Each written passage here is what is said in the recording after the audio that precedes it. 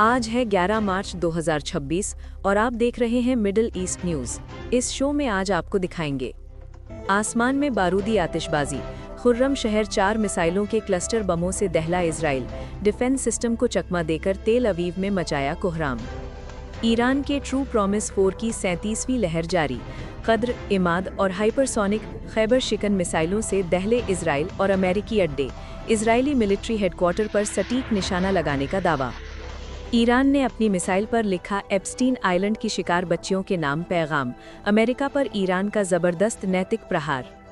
Baghdad में बड़ा सुरक्षा उल्लंघन, सिक्योरिटी ब्रीच के बाद अमेरिकी डिप्लोमेटिक सेंटर पर ड्रोन अटैक, जहां अमेरिकी ठहरे थे वहीं हमला करने और भारी नुकसान पहुंचाने का दावा। दहक उठा लेबनान का मोर्चा, बेरूत के आसमान में काले धुएं का गुबार, अब तक 570 लोगों की मौत और 7 लाख से ज्यादा बेघर, इजराइल के हमले जारी। तेहरान के रिहायशी इलाकों पर अमेरिकी बमबारी, रिसालत स्क्वायर पर गिरी मिसाइलें, मलबे के नीचे दर्जनों लोग। तेहरान की बर्फीली सड़कों पर मुस्तबा खामनेई के लिए उमड़ा जन सैलाब, कड़ाके की ठंड और बमबारी के साए में हजारों ईरानियों ने खाई वफादारी की कसम।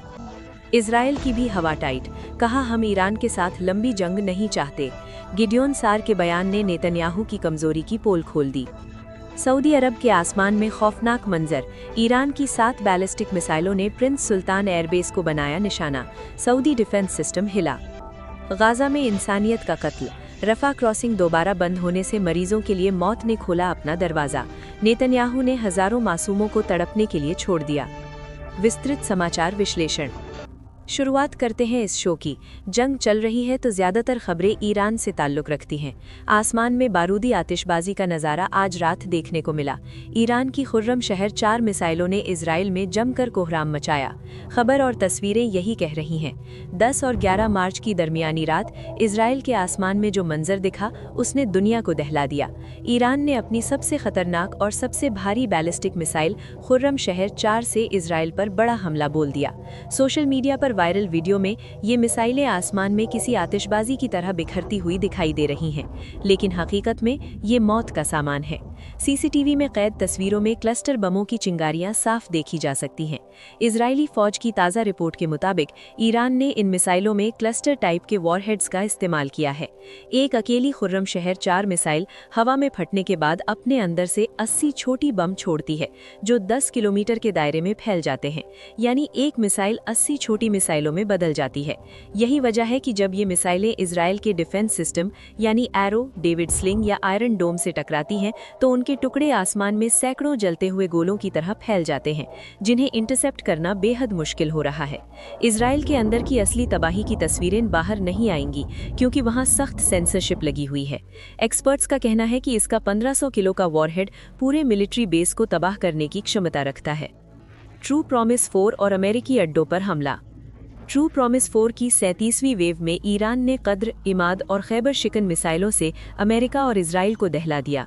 ईरान के IRGC ने इस जवाबी ऑपरेशन के वीडियो जारी किए हैं। 10 और 11 मार्च की दरमियानी रात इस ऑपरेशन की 36वीं और 37वीं लहर शुरू हुई। इन हमलों में अमेरिका और इजराइल के सबसे संवेदनशील ठिकानों को निशाना बनाया गया। IRGC के मुताबिक इस हमले में हाइपरसोनिक खूबियों वाली खैबर शिकन मिसाइल का इस्तेमाल हुआ है। UAE ने भी तस्दीक की है कि उसके एयर डिफेंस सिस्टम ने कई मिसाइलों और ड्रोन्स को इंटरसेप्ट किया है। ईरान और अमेरिका की इस जंग में अब एक साइकोलॉजिकल वॉर भी शुरू हो गया है। ईरान की एक मिसाइल की तस्वीर वायरल हो रही है जिस पर लिखा था एप्स्टीन आइलैंड के शिकार लोगों की याद में, in memory of victims of Epstein island. इसके जरिए ईरान ने पैगाम दिया है कि वो सिर्फ फौजी दुश्मन नहीं बल्कि एक नैतिक रूप से गिरा हुआ मुल्क मानता है। बगदाद में सुरक्षा उल्लंघन। बगदाद एयरपोर्ट के पास अमेरिकी डिप्लोमेटिक सेंटर पर ड्रोन हमला हुआ है। एक अमेरिकी सुरक्षा अधिकारी के मुताबिक डिप्लोमेट्स के रहने के लिए बने खास कॉम्प्लेक्स को निशाना बनाया गया। कुल 6 ड्रोन्स लॉन्च किए गए थे, जिनमें से 5 को गिरा दिया गया, लेकिन छठा ड्रोन डिफेंस सिस्टम को चकमा देकर एक गार्ड टावर से जा टकराया।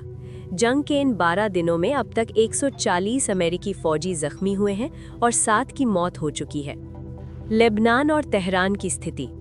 लेबनान में अब तक मरने वालों की तादाद 570 के पार पहुंच गई है और 7 लाख से ज़्यादा लोग बेघर हो चुके हैं।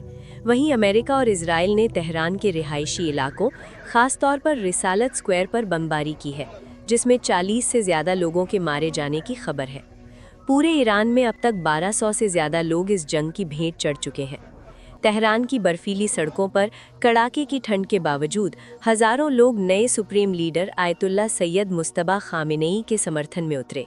ये संदेश था कि ईरानी जनता बमबारी के बावजूद अपने लीडर के साथ खड़ी है। सऊदी अरब और गजा का हाल। ईरान की 7 बैलिस्टिक मिसाइलों ने सऊदी अरब के प्रिंस सुल्तान एयरबेस को निशाना बनाया है, जिनमें से 6 को मार गिराने का दावा किया गया है। दूसरी ओर गजा में रफा क्रॉसिंग को फिर से बंद कर दिया गया है, जिससे हज़ारों मरीज इलाज के अभाव में मौत के मुहाने पर हैं।